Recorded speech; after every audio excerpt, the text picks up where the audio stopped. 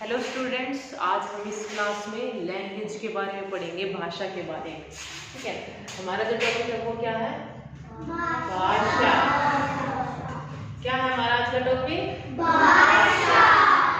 क्या में से किसी को पता है भाषा क्या होती है? बताओ बेटा, भाषा के बारे में आप क्या? हमारी बोली। अच्छा, गुड। आपको मैं बता दूं भाषा के अंदर क्या होता है। भाषा क्या है? एक माध्यम है, एक क्या है? जरिया, माध्यम है। क्या है? माध्यम। क्या होता है इसमें? जब हम, जैसे आप, ये मैं हूं, ये आप हो, ठीक है, हमें बात करनी है। क्या करनी है? बात। अब बात क्या करनी है? वो कुछ भी हो सकते हैं बात में। अब वो हमारे अनुभव, ठीक है, विचार, या फिर कुछ इच्छाएं, ये सारी चीजें हो सकती है जब हम किसी से बात करना चाहते हैं, कुछ बताना चाहते हैं, बोलना चाहते हैं। ठीक है, ये इतना आपको पता चल गया। भाषा क्या है? एक माध्यम है। क्या माध्यम है? जब दो लोग या दो से अधिक लोग जो बात करते हैं, वो बात करने का जो तरीका होता है और जो चीजें बताते हैं, या तो हम लिख कर बताते हैं या बोल कर बताते हैं, संकेत के द्वारा बताते हैं। ठीक है, और बताते क्या? अपने अनुभव बताते हैं। जैसे अभी मैं आपको बता रही हूँ, बोलकर पढ़ा रही हूँ और लिख कर पढ़ा रही हूँ, तो ये क्या है? ये भी एक भाषा है। भाषा का माध्यम है जिसके द्वारा हम क्या कर सकते हैं? एक दूसरे के विचारों को, एक दूसरे की भावनाओं, इच्छाओं को समझ सकते हैं और सुन सकते हैं अच्छे से। ठीक है, तो भाषा क्या है? एक माध्यम है दो लोगों को जोड़ने का और एक दूसरे की बात को समझने का और समझाने का तरीका है। ठीक है, भाषा। अगर भाषा नहीं होती तो क्या होता? इतनी अच्छे से हम एक दूसरे से संप्रेषण, कम्युनिकेशन जो होता है, बातचीत नहीं कर पाते। अगर कोई शब्द ही नहीं होता, कैसे बोलना है, कैसे नहीं बोलना है, पता ही नहीं रहता, तो क्या बोलते? इसीलिए भाषा का होना बहुत जरूरी है। भाषा है तभी तो आप और अभी मैं मतलब कि कम्युनिकेशन कर पा रहे हैं, मतलब कनेक्ट कर पा रहे हैं एक दूसरे की बातों को। जो मैं बोल रही हूँ आप समझ पा रहे हो। ठीक है, और इसमें हम क्या क्या बताते हैं? अपने अनुभव, विचार, इच्छाएं एक व्यक्ति से दूसरे व्यक्ति तक अपने क्या करते हैं? ये पहुंचाते हैं ताकि वो हमारी इन चीजों को समझ सके। और किसके द्वारा वो होता है? भाषा के द्वारा। ठीक है, इतना क्लियर है आपको? ठीक है, तो क्लियर है तो मैं अभी आपसे पूछती हूँ, बताइए सबसे पहले भाषा के अंदर क्या होता है? बताइए जरा बेटा। माध्यम होती है। गुड, माध्यम होती है। किसका माध्यम? मतलब क्या?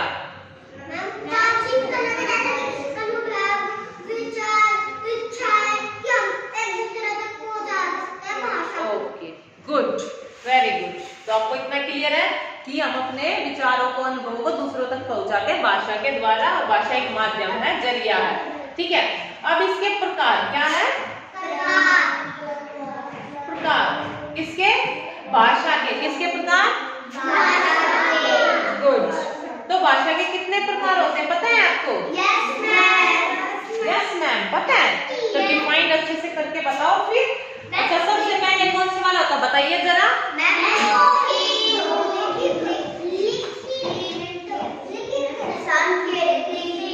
मौखिक। ठीक है, सबसे पहले हम मौखिक की बात करेंगे।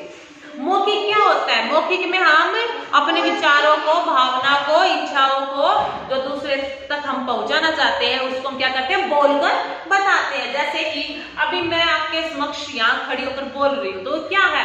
वो भी एक भाषा का माध्यम है, मौखिक भाषा में इंक्लूड होता है। सबसे फर्स्ट ये है। सेकंड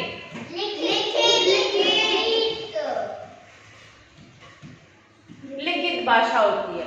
लिखित भाषा में अभी देखो स्क्रीन पर मैं जो कुछ चीजें लिख रही हूँ, आपको पता है मैं बोल भी रही हूँ, लेकिन लिख भी तो रही हूँ ना यहाँ पर अपने। क्या है? ये मेरे विचार है। ठीक है, जो मैं यहाँ पर अभी आपके सामने लिख रही हूँ, तो ये क्या हो जाता है? लिखित माध्यम हो जाता है यहाँ पर। जैसे आप परीक्षा देते हो या नोटबुक में कुछ वर्क करते हो, कुछ और काम करते हो, ड्रॉइंग करते हो, स्केच करते हो, कुछ भी करते हो, वो लिखित में आता है।